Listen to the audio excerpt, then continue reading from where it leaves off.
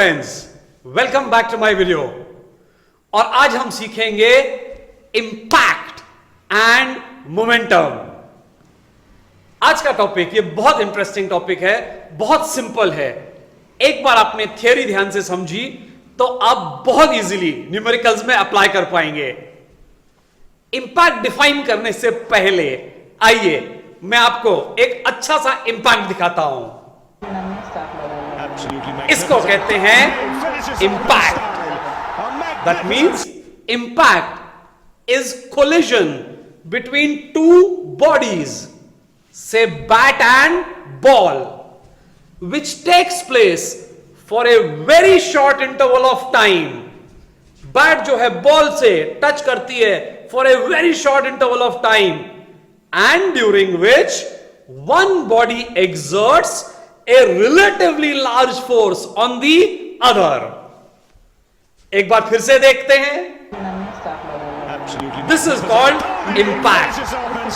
That means it is collision between two bodies which takes place for a very short interval of time and during which one body exerts a relatively large force on the other. इस तरह से हम define करते हैं impact. अब impact जो है हम मानते हैं दो तरह का है। That means analysis point of view से हम इंपैक्ट को दो कैटेगरीज में डिवाइड करते हैं। क्रिकेटिंग लैंग्वेज में समझते कैसे होंगी दो कैटेगरीज। जैसे अगर बॉलर बॉल करता हुआ आया और हमने स्ट्रेट ड्राइव किया तो इसको हम कहते हैं डायरेक्ट सेंट्रल इंपैक्ट। इसका मतलब समझिए, रटने से अच्छा। इसका मतलब होता है टक्कर से पहले और टक्कर के बाद जो लाइन ऑफ वेलोसिटीज है that will remain same. That means if the line of velocities remains same, then it is called direct central impact. दूसरा एग्जांपल समझते, बॉलर बॉल करता हुआ आया और आपने स्क्वायर कट कर दिया। इसका मतलब टक्कर से पहले और टक्कर के बाद direction of velocities are not same, so this kind of impact is called oblique impact. Yani impact is of two types from mathematical point of view. Impact is of two types: direct central impact and oblique impact. तो सबसे पहले आज हम समझेंगे detail में what is direct central impact. एक बार हमने direct central impact समझ लिया तो वही लॉजिक अप्लाई किया जा सकता है टू oblique impacts. तो समझते what is direct central impact. अब direct central impact समझने के लिए let us consider two bodies. बहुत सिंपल टर्म्स में समझेंगे ये चीज, ये बहुत इजी है। सपोज एक बॉडी है मास m1, एक बॉडी है मास m2, और इस बॉडी की वेलोसिटी है u1, इस बॉडी की वेलोसिटी है u2, और अब होने वाली है इन दोनों के बीच की टक्कर। तो सबसे पहले आप मुझे बताइए लॉजिकली इन दोनों की टक्कर कब होगी? इन दोनों की टक्कर होगी जब u1 is greater than u2। Obvious है, इसकी वेलोसिटी ज्यादा होगी तभी तो वो इसको जाके टक्कर मारेगी। दैट मीन्स ये कुछ वेलोसिटी से इसके नजदीक आती जाएगी। ध्यान से सुनिएगा, यहां हम एक टर्म डिफाइन करेंगे। इसका मतलब u1 minus u2 is called velocity of approach. इसका मतलब ये वो वेलोसिटी है जिससे ये बॉल इस बॉल की तरफ अप्रोच कर रही है। एक बार फिर से सुनिए ध्यान से। सबसे पहले हम सीख रहे हैं direct central impact. Direct central impact का मतलब है कि टक्कर के पहले और टक्कर के बाद the direction of velocities will remain same. तो मैंने ये मान ली velocities की डायरेक्शन, टक्कर के पहले और टक्कर के बाद इट विल रिमेन सेम. तो मैंने एक पार्टिकल लिया जिसका मास है m1, उसकी वेलोसिटी है u1. दूसरा पार्टिकल लिया, इसका मास m2, इसकी वेलोसिटी u2. अब इन दोनों की टक्कर कब होगी? लॉजिकली टक्कर तब होगी जब u1 is greater than u2. So this term u1 minus u2 is called velocity of approach. यानी किस वेलोसिटी से ये इसके अप्रोच कर रही है टक्कर मारने के लिए. आगे देखते क्या होगा. अब इन दोनों की टक्कर हुई, टक्कर के बाद ये बन गई इनकी वेलोसिटीज आफ्टर इंपैक्ट. तो लॉजिकली मुझे बताइए अब इन दोनों में से कौन सी वेलोसिटी बड़ी होगी? ऑब्वियसली v2, नहीं तो ये फिर टक्कर मार देगी उसको जाके. यानी अब यहां पे v2 will become greater than v1. ध्यान से सुनिए, यहां एक और टर्म डिफाइन होता है और हम बोलते हैं v2 minus v1 is called velocity of separation. यानी ये बॉल किस वेलोसिटी से एक दूसरे से अलग हो रही हैं अब, that is called velocity of separation. यानी हमें दो टर्म्स यहां पे समझ में आ गए होंगे. एक, what is velocity of approach and velocity of separation. That means u1 minus u2 is velocity of approach and v2 minus v1 is velocity of separation. अब लॉजिकली मुझे बताइए टक्कर के बाद वेलोसिटीज क्या होंगी? ये किस पे डिपेंड करता है? ये डिपेंड करता है इन दो बॉडीज का क्या मटेरियल है. जैसे लॉजिकली आप सोचिए, अगर ये दोनों स्पॉन्ज बॉल्स हैं, स्पॉन्ज जो होता है, और स्पॉन्ज बॉल्स की आपस में टक्कर हो, तो जब उनमें टक्कर होगी तो both bodies will get deformed and then they will regain their original shape and size और फिर आगे बढ़ेंगी. लेकिन यही टक्कर अगर दो मार्बल्स की हो, ग्लास मार्बल्स, तो उनमें जब टक्कर होगी तो डिफॉर्मेशन नहीं होगा और अलग वेलोसिटीज ट्रांसमिट होंगी. इसका मतलब यहां पे हम एक नया टर्म इंट्रोड्यूस करते हैं जिसको हम बोलते हैं coefficient of restitution. And this term coefficient of restitution is defined as the ratio of velocity of separation to velocity of approach. यानी ये टर्म जो है ये डिपेंड करता है कि क्या होगा इन दोनों का मटेरियल. यानी मटेरियल तय करेगा कि what is going to be velocities after impact. Because material तय करेगा कि इंपैक्ट के दौरान कितनी एनर्जी का लॉस हुआ. एक बार जल्दी से सारी बातें रिवाइज करते हैं. सबसे पहले, impact is collision between two bodies which takes place for a very short interval of time and during which one body exerts a relatively large force on the other. Second, there are two types of impact: direct central impact and oblique impact. अब direct central impact में velocity before impact and velocity after impact, the line of velocity remains same.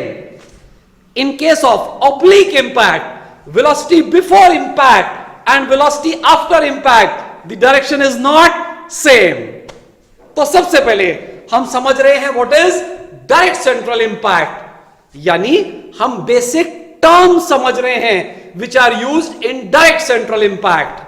तो सबसे पहले हमने दो masses लिए m1 m2. अब टक्कर के लिए u1 has to be greater than u2. तो हमने डिफाइन किया एक term which is called velocity of approach.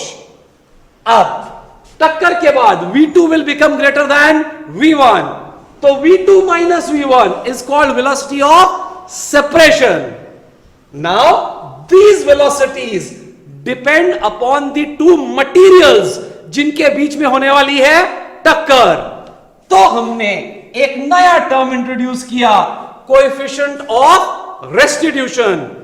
So this coefficient of restitution will tell me कि टक्कर के बाद क्या होने वाली हैं दोनों की वेलोसिटीज. अब टाइप्स ऑफ इंपैक्ट्स समझने से पहले कि अलग अलग तरह इंपैक्ट्स क्या होते हैं, हम नेक्स्ट टर्म पहले समझते क्या होता है मोमेंटम. अब हम समझते क्या होता है मोमेंटम. दैट मीन्स हमें बहुत ध्यान से आगे बढ़ने से पहले समझना है what do we mean by momentum. ये बहुत इजी चीज है. जैसे momentum mathematically is defined as mass into velocity. इसका मतलब समझते. सपोज एक बॉल है m1, उसका मास है 4 kg. वो मेरी तरफ आ रही है विद वेलोसिटी 5 मीटर पर सेकेंड. वो बॉल है, उसका मास है 4 kg, वो मेरी तरफ आ रही है विद वेलोसिटी 5 मीटर पर सेकेंड, और मुझे उसको रोकना है. तो ध्यान से समझते, मैं बोलूंगा उसका मोमेंटम है 5 इंटू 4 20. दैट मीन्स मोमेंटम जो होता है वो होता है मास इंटू वेलोसिटी. अब एक दूसरी बॉल है जिसका मास है 6 kg और उसकी वेलोसिटी है 3 मीटर पर सेकेंड और मुझे उसको रोकना है. तो मुझे बताइए दोनों में से किस बॉल को रोकना इजी जाएगा? ये हम जज करते हैं फ्रॉम मोमेंटम. अब दूसरी बॉल का मोमेंटम होगा 6 इंटू 3, दैट इज 18. अब दोनों बॉल्स का मास अलग है, वेलोसिटी अलग है, तो हम कैसे जज करते कि किसको रोकना इजी जाएगा? तो हम निकाल लेते हैं दोनों का मोमेंटम. तो ऊपर वाली बॉल का मोमेंटम हुआ 20 और नीचे वाली बॉल का मोमेंटम हुआ 18. तो ऊपर वाली बॉल को रोकना मुश्किल जाएगा कंपैरेटिवली नीचे वाली बॉल के. तो momentum is the product of mass and velocity. और ध्यान से देखते इसका यूनिट क्या होगा. तो मास का यूनिट होता है केजी और वेलोसिटी का यूनिट होता है मीटर पर सेकेंड. तो मोमेंटम को हम डिनोट करते हैं बाय पी. तो मोमेंटम का यूनिट हो जाएगा केजी मीटर पर सेकेंड. दैट मीन्स मैं कह सकता हूं कि ऊपर वाली बॉल का मोमेंटम होगा 20 केजी मीटर पर सेकेंड एंड नीचे वाली बॉल का मोमेंटम होगा 18 केजी मीटर पर सेकेंड. यह बात बहुत ध्यान से समझिएगा. जब मैं आगे आपको सिखाऊंगा इंपल्स, तब आपको समझ में आएगा कि इन दोनों में से नीचे वाली बॉल को रोकना क्यों इजी है, क्योंकि उसका मोमेंटम कम है. यह लॉजिक हम वापस यूज करेंगे जब हम पढ़ेंगे इंपल्स. आगे बढ़ते. अब एक एक करके समझते कौन कौन से होते हैं डिफरेंट टाइप्स ऑफ इंपैक्ट. ध्यान से देखिए. एक बार आप ये थियरी बहुत ध्यान से समझिए. एक बार आपने थियरी समझ ली, न्यूमेरिकल्स बहुत इजी हैं इसमें. पहला इंपैक्ट जो होता है वो होता है परफेक्टली इलास्टिक इंपैक्ट. अब नाम से ही आप सोचिए, परफेक्टली इलास्टिक इंपैक्ट, इसका मतलब this impact is very close, जैसे होता है बिटवीन टू ग्लास मार्बल्स. यानी हम ये मान के चलते हैं कि जब ग्लास मार्बल्स टकराते हैं तो उनके शेप में कोई डिफॉर्मेशन नहीं होता एंड डायरेक्ट टक्कर के बाद मोशन ट्रांसमिट शुरू हो जाता है. ये हम क्लोज समझते हैं टू परफेक्टली इलास्टिक इंपैक्ट. तो परफेक्टली इलास्टिक इंपैक्ट में दो बातें अप्लाई हो जाती हैं। सबसे पहली, मोमेंटम रिमेन्स कंजर्व्ड, यानी आपका टक्कर से पहले और टक्कर के बाद मोमेंटम का लॉस नहीं होता है। अब हमें पता है मोमेंटम क्या होता है। मोमेंटम होता है हमारे हिसाब से मास इनटू वेलोसिटी। इसका मतलब टक्कर के पहले जो टोटल मोमेंटम है और टक्कर के बाद जो टोटल मोमेंटम है, दैट रिमेन्स कंजर्व्ड। इसका मतलब मैं कह सकता हूं momentum before impact will be m1 u1, ध्यान से देखिए, प्लस m2 u2। ये हुआ मोमेंटम बिफोर इंपैक्ट। एंड टक्कर के बाद जो मोमेंटम हुआ वो हुआ m1 v1 plus m2 v2। यानी एक परफेक्टली इलास्टिक इंपैक्ट में the total momentum remains same before impact and after impact. इसको हम कहते हैं मोमेंटम रिमेन्स कंजर्व्ड।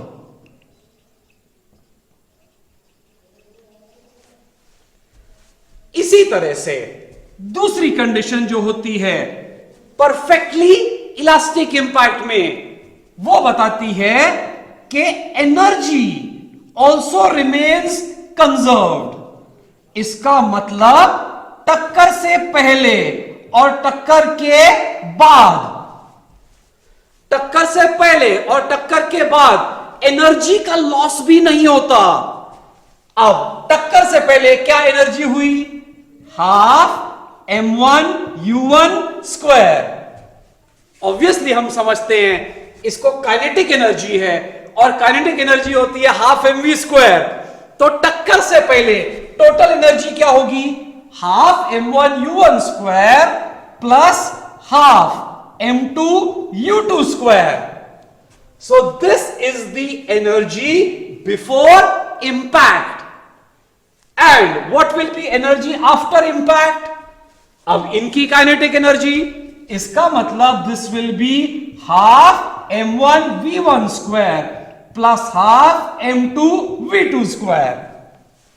यानी in this type of impact आपको यह याद रखना है, जब न्यूमेरिकल हमको बोलेगा the impact is perfectly elastic, तो हम समझ जाएंगे कि उसमें ये दो फॉर्मूले अप्लाई हो सकते हैं। Because if impact is perfectly elastic, इसका मतलब energy will remain conserve and momentum will also remain conserve.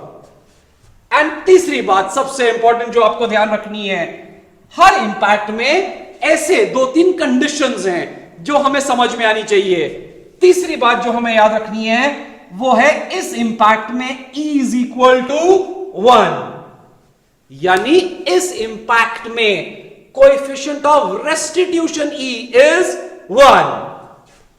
तो पहले इंपैक्ट के लिए हमें ये तीन बातें समझ में आनी चाहिए।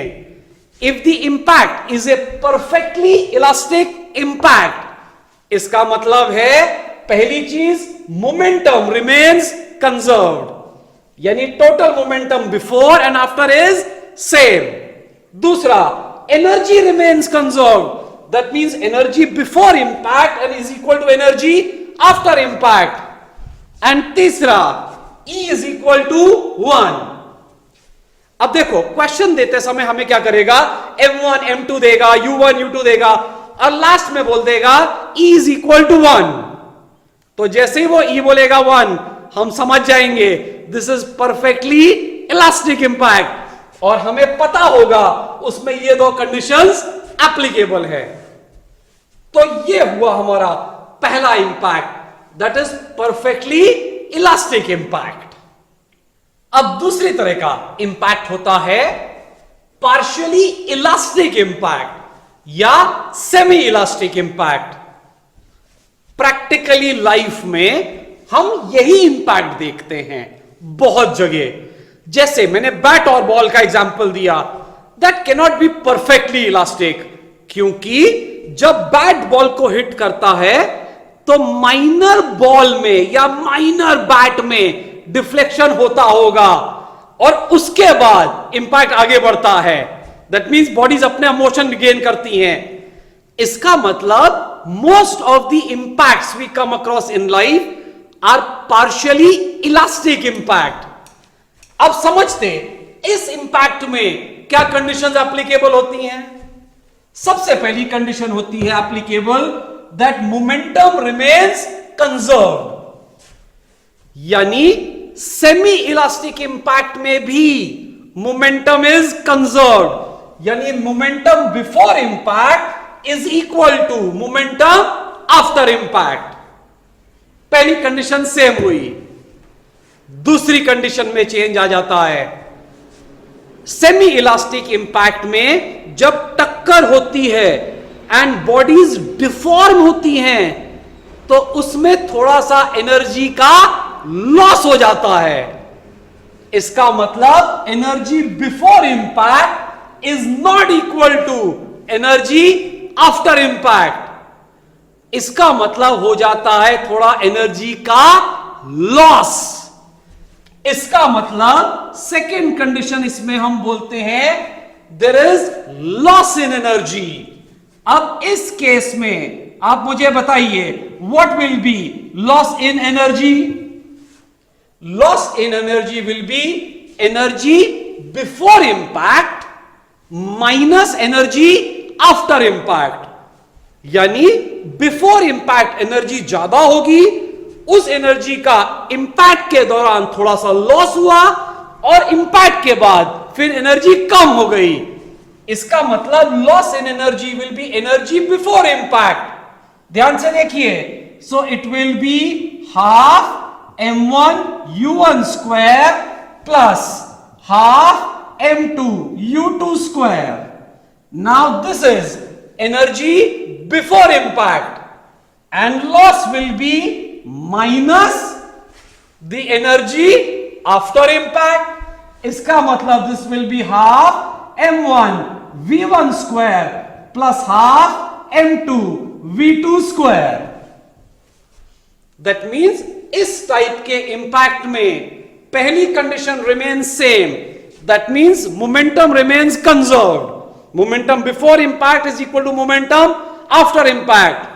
Energy does not remain same, so the loss in energy is given by momentum before impact minus momentum after impact. यानी इस तरह के क्वेश्चन में क्वेश्चन आपसे निकालने को बोलेगा find the loss in energy, तो आप इस तरह से निकाल सकेंगे लॉस इन एनर्जी। तीसरी कंडीशन इसमें याद रखिएगा, इसमें E lies between, ये सबसे इंपॉर्टेंट है, E lies between 0 and 1। Question बोलते समय हमें ये नहीं बताता है ये कौन सा इंपैक्ट है, वो डायरेक्टली सबका सारा डेटा देगा और एंड में बोल देगा E is equal to 0.8। तो जैसे ही वो बोलेगा E is 0.8 तो हम समझ जाएंगे कि E is between 0 and 1। So this kind of impact is a partially elastic impact or semi-elastic impact, और हमें पता होगा कि उसमें momentum remains conserved but energy does not remain conserved. So loss in energy can be found using this relation. Her impact की अपनी अपनी 3 conditions हैं। एक बार आपने सारे impacts की conditions समझ ली, फिर आपको क्वेश्चन में सिर्फ यह पहचानना होता है कि यह किस तरह का इंपैक्ट है और अप्लाई कर देनी होती है उस पे कंडीशंस। तो यह हुआ हमारा दूसरी तरह का इंपैक्ट। अब तीसरी तरह का इंपैक्ट होता है प्लास्टिक इंपैक्ट। यह बहुत अलग और बहुत मजेदार इंपैक्ट है। इसमें नॉर्मल तरह से टक्कर नहीं होती। ध्यान से देखिए, अब यह बॉल है m1, ये बॉडी है मास m1, ये बॉडी है मास m2, ये भागती आ रही है u1, ये भागती आ रही है भागती जा रही है u2। अब देखिए क्या होता है, जब टक्कर होती है तो ये बॉडी इस बॉडी के साथ चिपक जाती है। दैट मीन्स चिपकने के बाद ये बन जाती है M1 प्लस M2। जैसे आप सोचिए, आप चलते हुए जा रहे हैं और पीछे से आपका फ्रेंड भागता हुआ है और आपके ऊपर जंप कर जाए, तो जब वो आपके ऊपर जंप कर जाएगा तो आप दोनों का टोटल मास बन जाएगा M1 प्लस M2। और क्योंकि वो मोमेंटम से भागता हुआ आएगा और आप पे एकदम आ जाएगा, तो आपकी वेलोसिटी चेंज हो जाएगी, लेकिन आप दोनों अब मूव करोगे विद ए कॉमन वेलोसिटी, तो ये कॉमन वेलोसिटी बन जाएगी v। That means in this type of impact both bodies move together with a common velocity after impact. इसके न्यूमेरिकल एग्जांपल्स में आपको बताता हूं कैसे होंगे।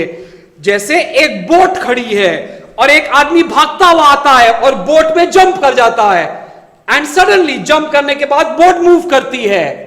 That means after impact the boat and man move with a common velocity.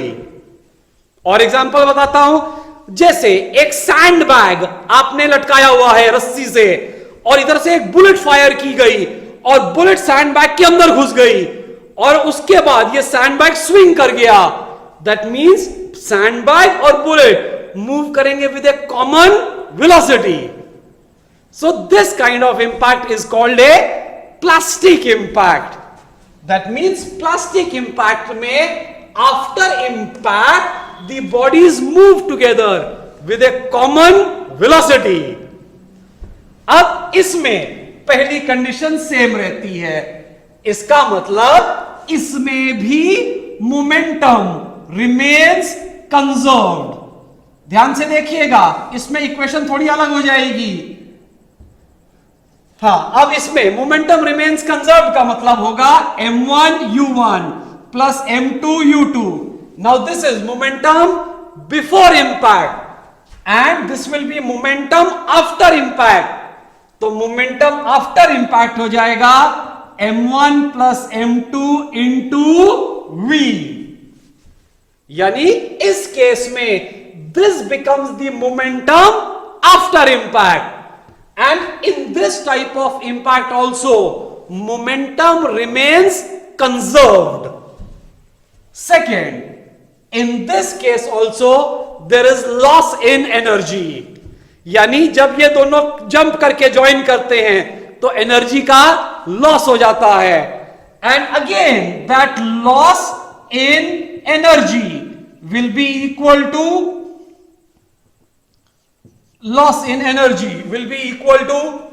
Energy before impact minus energy after impact. That means this will be half M1 U1 square plus half M2 U2 square. That means this is the energy before impact. अब ध्यान से, minus energy after impact. Now what will be energy after impact? Half M1 plus M2 into V square. यानी इस तरह के impact में भी question हमें बोल सकता है निकालो लॉस इन एनर्जी, तो हम इस तरह से निकाल लेंगे लॉस इन एनर्जी। एंड तीसरी कंडीशन सबसे इंपॉर्टेंट, बताओ इस केस में E क्या होगा? 0, क्योंकि V1 is equal to V2 है, तो ऊपर V2 माइनस V1 यानी 0 आ गया। यानी इस तरह के इंपैक्ट में E विल बी 0। अब आपको ये 3 इंपैक्ट जल्दी से रिवाइज कराता हूं। सबसे पहला है परफेक्टली इलास्टिक इंपैक्ट, मोमेंटम भी कंजर्व, एनर्जी भी conserve, E is equal to 1। दूसरा इंपैक्ट पार्शियली इलास्टिक इंपैक्ट या semi elastic impact, momentum conserve लेकिन energy not conserve, so there is loss in energy and E lies between 0 and 1। तीसरा impact plastic impact, इसमें both bodies after impact move with a common velocity. इस case में भी momentum is conserved, but energy is not conserved, so there is loss in energy. And सबसे important, E is equal to 0. यानी जैसे ही हमें पता चलेगा कि ये प्लास्टिक इंपैक्ट है, तो हम ये कंडीशंस उस क्वेश्चन में अप्लाई कर सकेंगे. अब समझते लास्ट और चौथा इंपैक्ट. अब जो चौथा एग्जाम इंपैक्ट है वो बहुत अलग तरह का इंपैक्ट है. ध्यान से देखिए. अब ये बॉल मूव कर रही है और दूसरी बॉडी जो है वो दीवार है, या जैसे मैं बॉल जमीन पे बाउंस कर रहा हूं, तो एक तो ये बॉल है मास और दूसरी जमीन है. अब आप ध्यान से समझिए. This impact is impact between a body of finite mass and दूसरी बॉडी जो है it is of infinite mass. That means ये बॉल जब दीवार में टक्कर मारेगी तो दीवार नहीं हिलेगी. दैट मीन्स दिस दीवार और wall is considered to be of infinite mass. यानी ये बॉल टक्कर हो रही है between ball and earth. So इस तरह के इंपैक्ट को हम कहते हैं एक special impact. That means this impact is impact between a body of finite mass and a body of infinite mass. यानी अगर मैं एक बॉल को जमीन पे बाउंस करता हूं, सो this is impact between ball and अर्थ. तो इस तरह के इंपैक्ट को हम कहते हैं स्पेशल इंपैक्ट. बहुत ध्यान से देखिए. इसमें तीनों कंडीशंस क्या होती हैं. इसमें पहली कंडीशन होती है momentum does not remain conserved.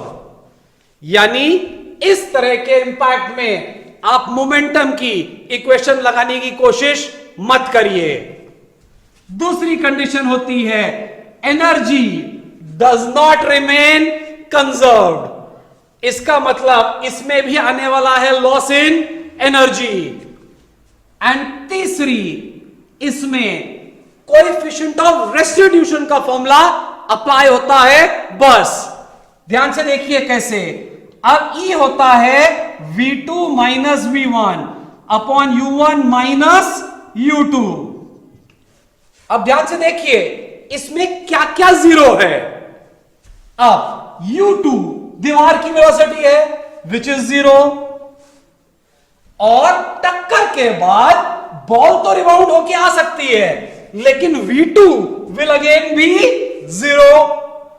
इसका मतलब इस तरह के इंपैक्ट में कोएफिशिएंट ऑफ रेस्टिट्यूशन का फॉर्मूला बन जाता है माइनस V1 अपॉन U1, और ये माइनस साइन इंडिकेट करता है कि टक्कर के बाद वेलोसिटी की डायरेक्शन विल चेंज. ऑब्वियस है, जब मैं बॉल को नीचे बाउंस कराता हूं तो जाते समय वो नीचे आ जाती है और टक्कर के बाद वो ऊपर आती है. इसका मतलब this negative sign over here indicates that direction of velocity changes after impact. यानी इस तरह के इंपैक्ट में हम जो फॉर्मूला यूज करते हैं वो है सिर्फ E is equal to minus V1 upon U1. और अगर इस इंपैक्ट में क्वेश्चन हमें कहता है निकालो लॉस इन एनर्जी, तो loss in energy will be energy before impact. यानी वो एनर्जी किसकी हुई? बॉल की बिफोर इंपैक्ट, यानी हाफ m1 u1 स्क्वायर. और अब टक्कर के बाद बॉल की वेलोसिटी हो जाएगी v1, तो what will be energy after impact? Minus half m1 v1 square. So this will become loss in energy. यानी इस तरह के क्वेश्चन में हम ये कंडीशंस पुट करेंगे. अब हमें 4 तरह के इंपैक्ट समझ में आ गए. Perfectly elastic, partially elastic, plastic और स्पेशल इंपैक्ट. और हमें पता है कि चारों इंपैक्ट्स में क्या होती हैं अलग अलग कंडीशंस. अब इनके न्यूमेरिकल्स बहुत इजी होते हैं. आपको क्वेश्चन पढ़ के बस तय करना है कि वो कौन सा इंपैक्ट है. उसके हिसाब से पुट करनी होती हैं वो कंडीशंस। तो नेक्स्ट वीडियो में हम 4-5 न्यूमेरिकल सॉल्व करेंगे ऑन इंपैक्ट।